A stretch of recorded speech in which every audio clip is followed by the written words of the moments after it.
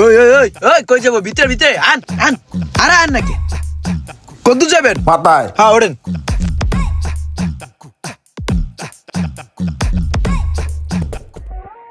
হ্যাঁ বলিস না, রাখ। হ্যাঁ যাস তো তুই। হ্যাঁ যে বেড়াকে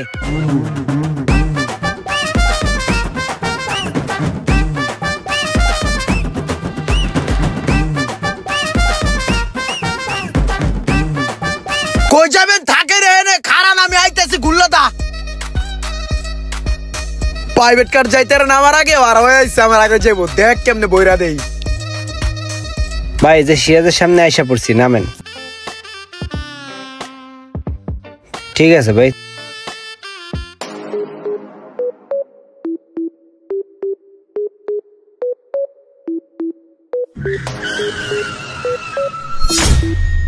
হিরে কয়টা টিপ মারছস? সকালের তো বেটা 6টা রাউন্ড দিয়ে আইছি। হন প্যাসেঞ্জার বলান তো বুঝছস নাই? আর সিরিয়াল ধরার সময় আছে? তুই চা খাইতেছিস না খারায় হাফ সাই গেছিস, একটা টিপ মাইরে আই। ওই কই যাইবো? না না ঠিক আছে। হন মামা তোর একটা বুদ্ধি গাই দেই। যখন সিরিয়াল ধরবি না, প্যাসেঞ্জার ডাকলি ডাক দিয়া লাইনেতে কাপসি দিয়া চিকনে কাটটা চিলির মতন খাবলা দিয়া প্যাসেঞ্জার লই আই থাকতে হইব। খারা খারা চারুড়ি খেলে কামাবো। আরে ভাই আমি তো তোমার মতো বউ নিয়ে থাকি না ভাই, আমি ব্যাচেলার থাকি। সকালবেলা রিক্সাটা নিয়ে খালি পাড়ে বের হইতে হয়, কয়েকটা টিপ মাইরা তারপরে কিছু খাইতে হয়। আর সারাদিন যা টিপ মারি সেই টাকা আবার বাড়িতে পাঠাইতে হয়।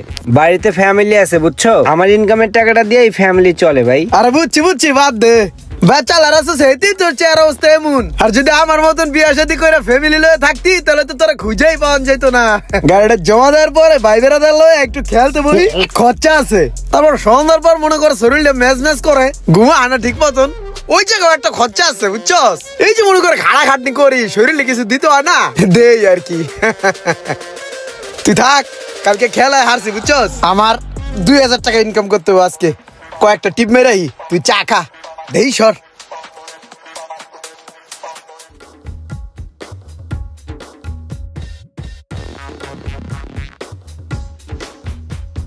এই রাখো রাখো।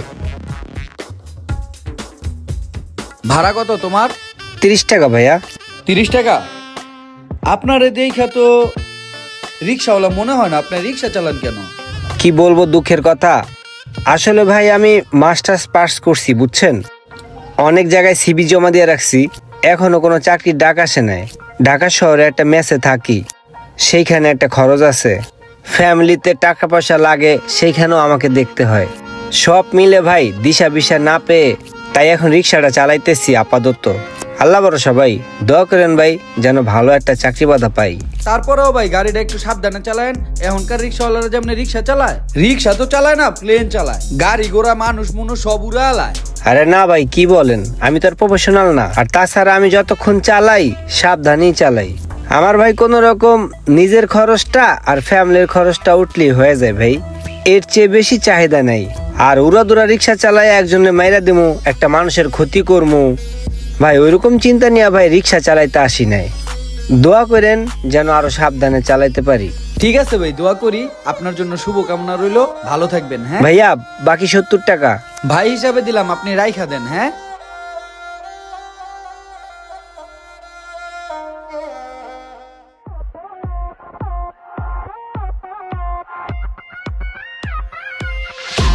এই মামা, তুমি এইভাবে বাউলা বাউলি করতেছ, গাড়ি চালানো আগে কিছু খায়া উঠছো নাকি?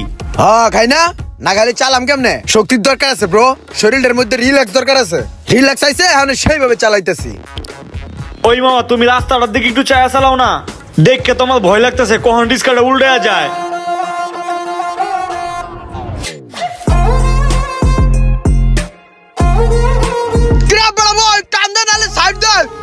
তোর গরুর গাড়ি টান দিবি নাকি দিমু বইরা? টান দে নালে সাইড দে আমারে।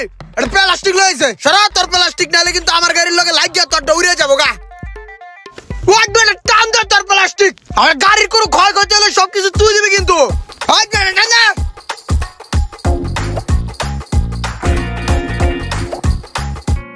আরে উল্টে গেছে তোর। আরে পোলাটার উড়া। আরে